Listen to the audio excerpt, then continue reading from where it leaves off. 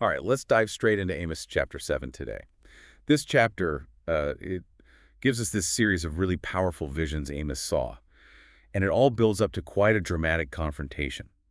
We want to try and unpack what these visions meant back then for Israel and maybe what we can take away from them today. Yeah, what's really interesting is how these visions sort of progress. You see potential disaster, then Amos prays, and it's averted at first, but then it shifts. Exactly. So the first one, the sovereign Lord shows Amos, it's pretty devastating. Locusts swarming just when that second vital crop is growing. Right after the king's harvest, these locusts were about to, strip everything bare. And Amos just cries out, doesn't he? Sovereign Lord, please forgive. How could Jacob survive? He is so small. Yeah. It's a real gut reaction and intercession. It is, and amazingly, the Lord listens. He relents, says, this will not happen. So judgment withheld. But like you said, the visions keep coming. They escalate. hmm The next one is judgment by fire, called forth by the sovereign Lord. And this fire is described as, well, incredibly intense, drying up the great deep, consuming the land. And again, Amos steps in. Sovereign Lord, I beg you, stop. How can Jacob survive? He's just so small. Same plea. And, well, unbelievably, the Lord relents again. This will not happen either, God says. So you see this pattern emerging, these severe warnings, but prayer, intercession, it seems to work. Okay, but here's where things take a sharp turn. The third vision, this one feels different. The Lord standing by a wall, a properly built wall, holding a plumb line. Yeah, a plumb line. The tool builders use, make sure everything's perfectly vertical, perfectly true. But here, it's not for stone, it's for people, for The Israel. Lord asks Amos, what do you see? Amos says, a plumb line.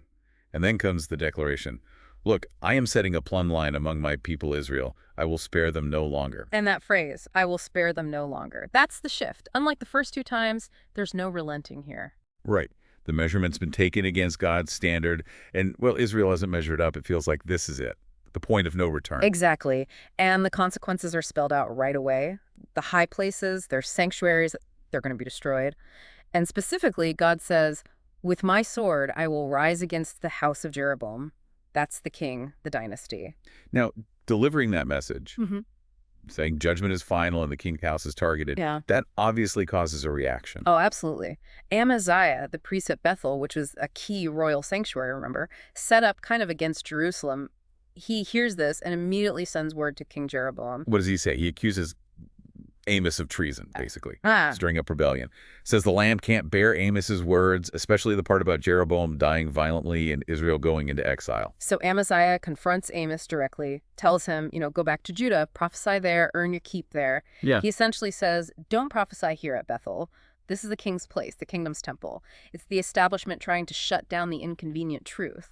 But Amos, he doesn't back down, does he? He pushes back hard. Not at all. He gives that famous reply, I was neither a prophet nor the son of a prophet, meaning he wasn't part of the professional prophetic guilds.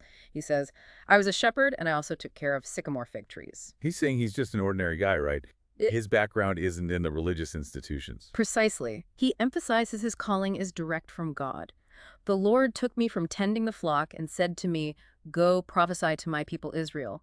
His authority isn't human, it's divine. And because Amaziah tried to silence that divine message, Amos then turns and pronounces this really specific, very personal judgment directly on Amaziah. It's incredibly stark. He tells Amaziah, because you tried to stop God's word, your wife will become a prostitute.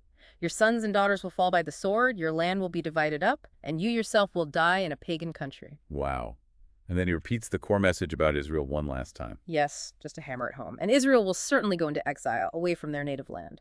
No escaping it. So wrapping this up, what are the key things that jump out from this chapter?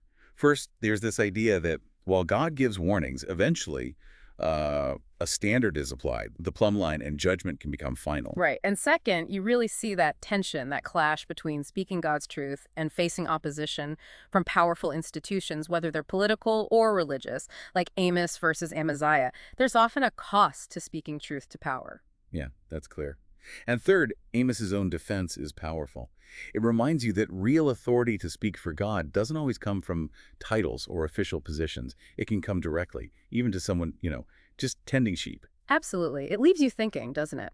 What does it really mean for us or for any society to be measured against a perfect standard, that plumb line? And what are the implications when the message finally becomes, I will spare them no longer? something profound to consider.